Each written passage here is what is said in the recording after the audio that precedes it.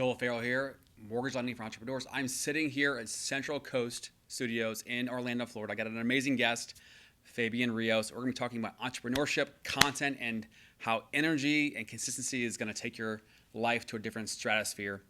I think if you work in excellence, it'll get you more, right? More of work, more leads, more stuff, because people feel safe. They know to start just. That's why I start my videos like that. Hey, yo, what up? Listen. Immediately, it puts a smile on somebody's face. They're like, who is this guy, right? And it intrigues you. Social media is the first 3 seconds. The second you go on a video, you got a attention span. Nowadays, people's attention span is the span of a goldfish. 3 seconds, right? 3 seconds. If you don't catch me within 3 seconds, you swipe, and it's too easy to swipe. Yeah. We're like swipe 1, 2, 3. Swipe. It's almost like a commercial. If you look at a commercial, every 3 seconds there's a new shoot, there's a new thing, there's new every 3 seconds. It's the same way. So you have to fish and make sure that you catch people at the first 3 seconds. The consistency is going to open up the doors for you. The excellence and knowledgeable and you knowing what you're doing is going to keep them coming back and keep them coming back consistently. So I want to go back at some point and dig into the choice of not taking that or pushing to take the bigger contract with Disney at that time, which would have meant hiring. Come on. So we'll get to that next. But the branding part of it, right? You mentioned how you branded yourself with that kind of hook line, right? Do you have an example of a way that, because you're also helping some other businesses out with some strategies. Is there an example that you can share of how you helped another company in a certain industry brand themselves? Yes, absolutely. So there's a really good friend of mine. Shout out to her, right? She's a hairstylist and she braids hair. I told her, if I'm a big believer that if you have a lane, eventually you have to create a highway with multiple lanes. So I told her, you have to do something that people automatically, they say, oh my God, I love when you do that. You almost have to fish a little bit to understand your audience. Once you understand your audience, you expand on that. So she puts mousse, or I think it's mousse, at the very end of all her hair, right? And the mousse goes on the girl's head. She goes like this, and the audience goes crazy. And I'm like, over mousse? Like, but it's something that small, right?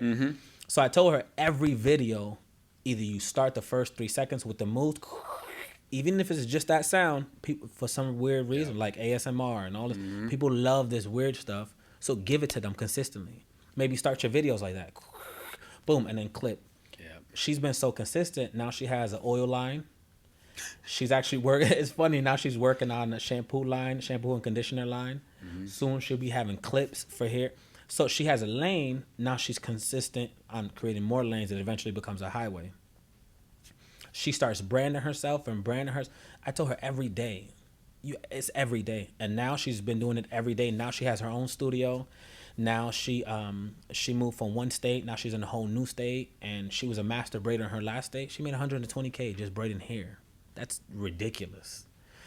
That's ridiculous. Yeah. So I think her taking my advice and doing the mousse, I guess, I don't know, on the girl's hair, has been taking her videos to the next level. Now she's like killing it. She moves from one state to another state and still killing it in this state. That's huge. Are you comfortable sharing her age decade, 20s, 30s, 40s? Sure. Yeah, she's in her 30s. And she started when she was in her 20s. Actually out of poverty. She was in her lowest point and she used what she had. And she knew how to braid hair, so she used braiding hair. And she scaled. Now it's like out of control. Because we were talking earlier about, these youngins got their phones out. They're constantly putting content out there, TikTok, whatever. But I think there's a large amount of hesitancy and just walls up with, I'm 42, so people my age and above. We're here talking about content because we get it. That's right. And you can't, make somebody get it. Nope. But if you were going to try to paint the picture of how important it is and what the opportunity is, especially with AI coming, how would you kind of paint that picture over the next 5 years? So I would say this. Anything, even throughout time, anything that we call evidence has to be backed by something. It has to be backed by scientific proof, right? If you believe in any type of religion, believe in God or whatever, it has to be backed by that. And it has to be backed by time. If we say there were ruins, what was there before? Let's go to where they said there was ruins. Okay, now there's real ruins there. So then that's a matter of this. Okay, now we take time and we measure it by soil. Okay, and that time this density, the air. So it has to be, truth has to be backed. Evidence has to be backed by something. The evidence of there's power in social media. This girl says, "Catch me outside." Something. She's multi-millionaire right now for just saying something so dumb. She said nothing. She's a millionaire. Another girl, she said, "I'm 1% black." But maybe she's white, all white, right? Whatever that looks like. She's famous just for being saying on social media that she's 1% black. Everybody had an opinion on that, but it blew up. These young kids, I mean, there's these two guys, right? If you research them, you'll laugh. Two rappers. These guys are like in their 70s, almost 80s, if not in their 80s. They're from London, the UK, and they're just rapping. They went viral. So we're talking from 15, 16 years old all the way to 80 years old. Mm-hmm. These people are going viral. The evidence is there and it's clear. We're having dogs go viral. There's a little Filipino kid. I forgot his name, whatever. He just starts opening toys and he's just reviewing the toys. Now now let's go to the other side. In business, we all have a marketing budget.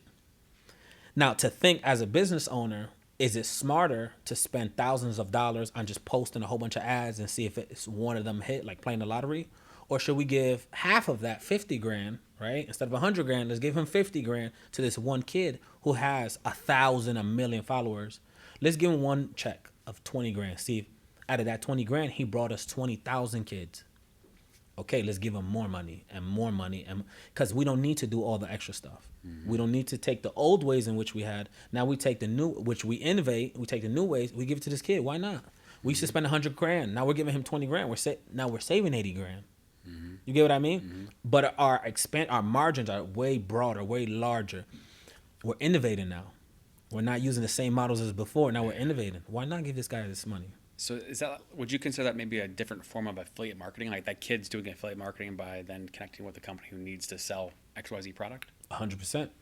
100%. Okay, so for the viewers out there that aren't familiar with the basics of that part of the marketing world, how would you explain that? You want, and to tie into your question before, you want to brand yourself. And if you can't brand yourself, you're forced to be put in a position where you have to find somebody who already has the audience you need to push your products. Mm-hmm. Me personally, I use tools like DeWalt, Milwaukee, etc. If my videos go viral, they're calling me immediately. Hey, listen, how can we get you the brand new tool? They could give me product for free, and I'm excited. Oh my God, $10,000 worth of product. For them, it's more sales because I have my audience. Mm-hmm. I would encourage brand yourself. You have to brand yourself as a company already, right? That's how you're set apart. Back in the days in the blueprint, back in the days in yellow pages. I thought you were going Jay-Z on me. Yeah, the blueprint. Yeah. Even Jay-Z. Think about Jay-Z. They say he's the best in the world throughout history, because he tested the evidence of him being very. I think he's one of the best, but the evidence of it is time says that he's the best. He's been out since hip hop was very much new. He's outlasted every rapper in his time. Pretty much has died, if not maybe one or two that didn't die. He's innovated. Mm-hmm. He took rock and hip hop and he merged it when nobody was doing it. BC Boys nobody was doing this. He innovated. He could have stood with the gangster rap and all. He innovated, but he also opened doors in his innovation. He does stuff with like rappers you would never think, and then he's signing more people. He's branded himself so much, even to the point of saying, "I'm a retired psych. I'm coming back from retirement." The retirement itself made him blow up even more. Watch Jay-Z and all that. So even that, once you brand yourself, right? Because you have to brand yourself. Once you brand yourself, it starts to sell by itself. ABC Liquor Store. Mm-hmm. They started in the yellow pages. A, because that's the first word inside the yellow pages. Mm-hmm. A, why not? A, B, C. So they dominated the first letter in A, B, and C. So now they own all three. And their business is called ABC Liquor Store, which means that if you go on A for any type of alcohol, you're going to see them. Mm-hmm. Bourbon, you're going to see ABC. You see anything, what type of liquor or anything, they're the first ones to pop up. The person who's the first one to pop up on Google, 9 times out of 10, you're searching for their reviews. Mm-hmm. It's the same thing.